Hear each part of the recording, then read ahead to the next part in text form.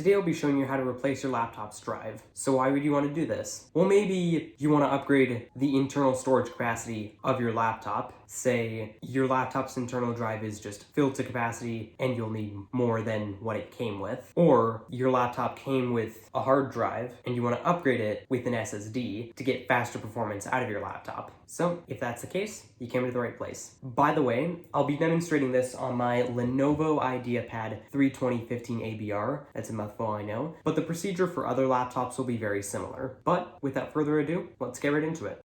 Alright, so now there's a couple things you're going to want to do before you replace your laptop's drive to make sure that no data is lost and you can install your operating system on your new drive. The first step is to create a backup with all your data in it. I suggest creating both a local backup and an offsite backup. I made a video in the past showing you how best to do this. I'll link it up in the card. The second thing you want to do is download your operating system's ISO file. I'll leave a link to the Ubuntu ISO and the Windows ISO in the description. And then once you've done that, you're going to flash it to a flash drive. I made a video in the past showing you how best to do this. I'll link it up in the card.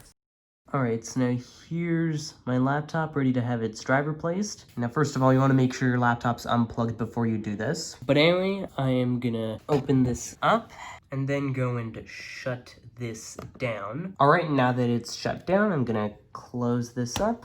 Then I'm gonna flip this over and upside down to get to the other side with all the screws. And then I'll show you what it looks like. Now, a lot of laptops will have a drive bay, which you can just open up and then get quick access to the drive. But on this laptop, you actually need to take off the entire back panel to get access to the drive. Now I'm gonna show you the tools that you'll need. The main one is really just a Phillips screwdriver. If you do end up needing to take off the entire back panel, you may also need a guitar pick or some other thin tool. And as an optional one, you may want to have something to hold the screws so that way you don't lose them. But anyway, if your laptop still has an optical drive and you do need to take off the entire back panel, you'll probably need to remove the optical drive first. On this laptop, it's not too difficult to remove. You just remove the screw with the little disc icon right there. So we're gonna get our screwdriver here. And then remember, righty tighty, lefty loosey, and out it'll come. Now you may need to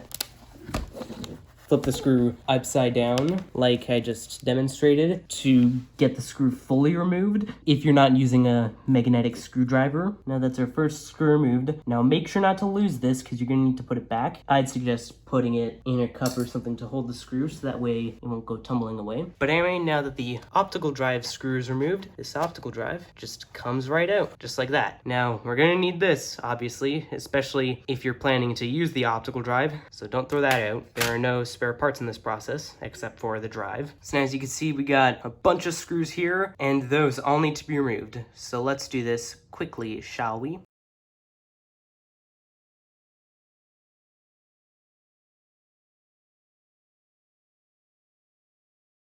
Alright, so now that the screws have been removed, I just gotta take my guitar pick right here and then use that to pry off the top panel. So now on my laptop, what I like to do is start at the slot where the optical drive would normally sit. It's a little difficult to see on camera, but we just slide it across and pry off those little things that hold the top panel in place. So now again, I'll do this quickly.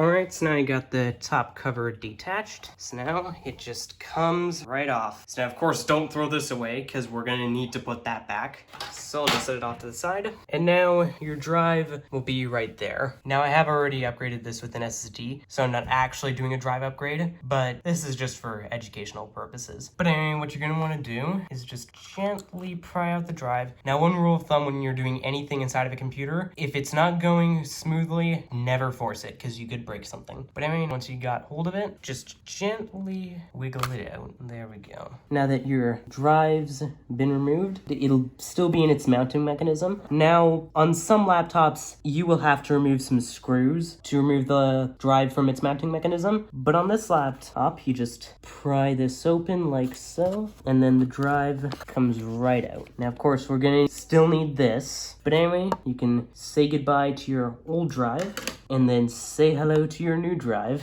I know this is the exact same one I supposedly threw away. That's because, again, I'm not actually replacing the drive. But anyway, you're gonna put the drive in the exact same way the old drive came out. There we go. So again, as you saw there, you just pry it open and slide the new drive in. Might have little pegs to get in the screw holes. This is just to make sure it's nice and secure. But anyway, once you're done, you want to make sure that it's like that. That's the orientation that it should take. So now we're going to put our new drive in our computer. Again, the same way the old drive came out.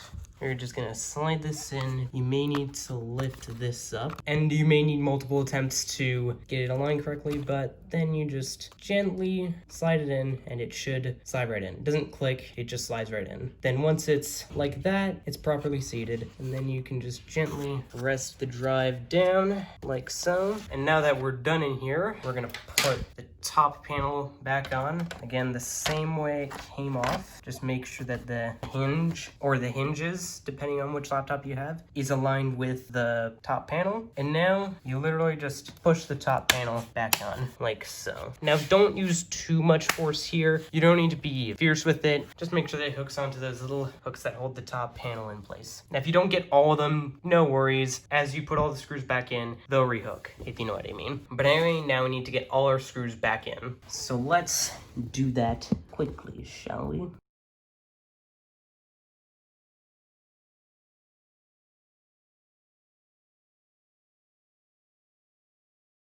Alright, so now, if your laptop was one of the few that still has an optical drive, then I would actually get to reinstalling the optical drive last. So you just put the optical drive back in the same exact way it came out. Make sure to push it fully in, and again, never force it, just gently slide it in, and it should slide right into place. So now, make sure to reinstall the optical drive before putting the optical drive screw in. Otherwise, you'll be forced to take it out to get the optical drive in, only to put that screw back in, unless you want to live with an awkward hole in your laptop. But anyway, once you've got your optical drive reinstalled, you're just going to put back in that one last screw that keeps the optical drive in place. And there, the new drive's in place.